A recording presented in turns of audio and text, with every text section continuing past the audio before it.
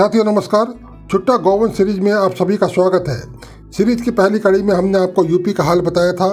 UP में गौवंश की क्या स्थिति है, ये किसी आरोप प्रत्यारोप पर नहीं, किसी राजनीतिक बहसबाजी पर नहीं, बल्कि सरकारी दस्तावेज, सरकारी आंकड़ों के आधार पर।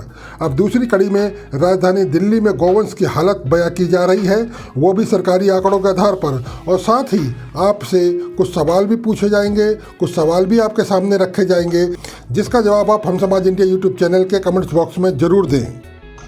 आप देखेंगे कि दिल्ली में, देश की राजधानी दिल्ली में गौवंश की सुरक्षा और उसे पालने के मामले में नियमों की धज्जियां उड़ रही हैं। इस मामले में एमसीडी से लेकर दिल्ली सरकार सभी खामोश हैं।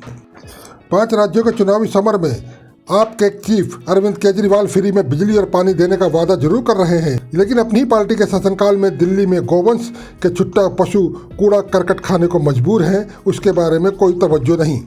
खैर, राजधानी दिल्ली में गंदगी और उससे जुड़ी समस्याओं को दूर करने के लिए सन 1975-76 में शहरी क्षेत्रों के घरों और डेयरियों में रहने वाली गाय और भैंसों को हटाकर ग्रामीण क्षेत्रों में बसाने की योजना तैयार हुई और उस पर काम हुआ और योजना पूरी भी की गई। इसके लिए नजफगढ़ जोन में गोयला, नंगली और ककरौला में 3 डेयरी कॉलोनियों को बसाया गया, जिसकी कमान एमसीडी के हाथ में दी गई। उनमें 25,000 से अधिक गाय और भैंसों को रखने की क्षमता है। उसी सन में मदनपुर खादर में 2,000 और मसूदपुर में 3,000 पशुओं को रखने की क्षमता की 2 कॉलोनियाँ बनी, जिसे Delhi urban shelter empowerment board आज भी संचालित कर रहा है।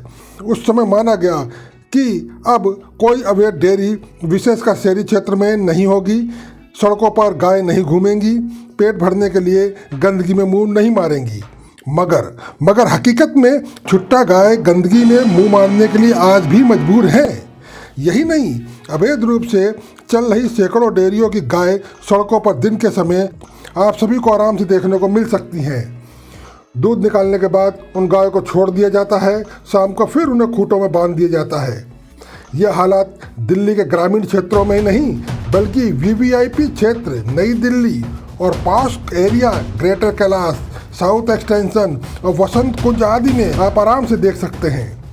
यानी 43 साल पहले शहरी नियोजन और पशुओं के विकास के लिए बनी योजना धूल फाक रही है, क्योंकि सरकार से लेकर एमसीडी तक ठोस रूप से एक्शन नहीं ले रहे हैं। कागजी कार्रवाई के लिए 2-4-10 गाय कभी कभार पकड़ ली जाती है, मगर अवैध डेयरियों के खिलाफ कभी भी कोई बड़ा एक्शन प्लान आज तक तैयार नहीं हुआ है, और कागजों में हुआ भी तो वह व्यवहार में नहीं उतरा है।